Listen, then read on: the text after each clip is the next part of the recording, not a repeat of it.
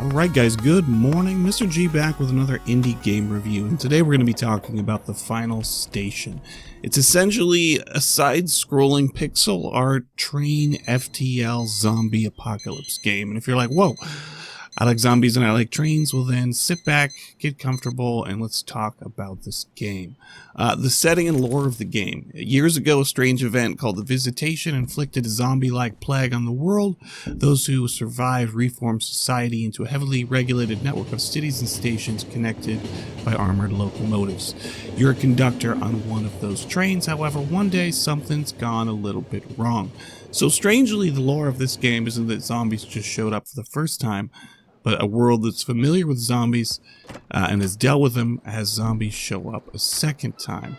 So, while originally I thought this game was going to play a little bit more like FTL with emphasis maintaining your train and passengers, and action area being a secondary concern, it's a little bit different. So each mission is essentially going to involve two phases. You're going to have to keep your train running between cities, feed passengers, keep them alive, maintain your train, and then you're going to stop at a station. You're going to have to unlock the code to get to the next station, which means you're going to have to basically dungeon crawl through a series of buildings and rooms infected with zombies. And that's where the game really makes you challenge yourself to not use too many resources. You can craft yourself some more bullets, but it's one of those situations where you're going to say, do I want to venture further to get more loot, or does the risk outweigh the reward?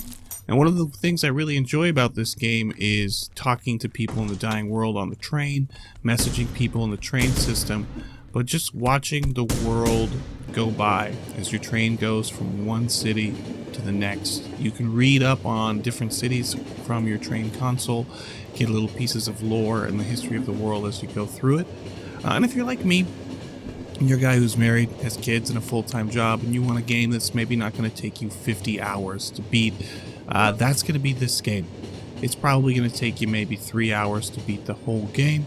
And you can sit down, you can play a few missions at a time. And for someone my age, with my time, I enjoy that anymore these days. Something like Red Dead Redemption 2 is a little bit of a mouthful for me to be able to handle with all the other things I've got going on in my life. So do I recommend this game? I absolutely do. Although $14.99 price tag on Steam does feel a little bit high for the 3 hours you're going to get of gameplay. Maybe a little bit more than that if you're like really into doing a perfect run. Maybe wait for this game to go on sale.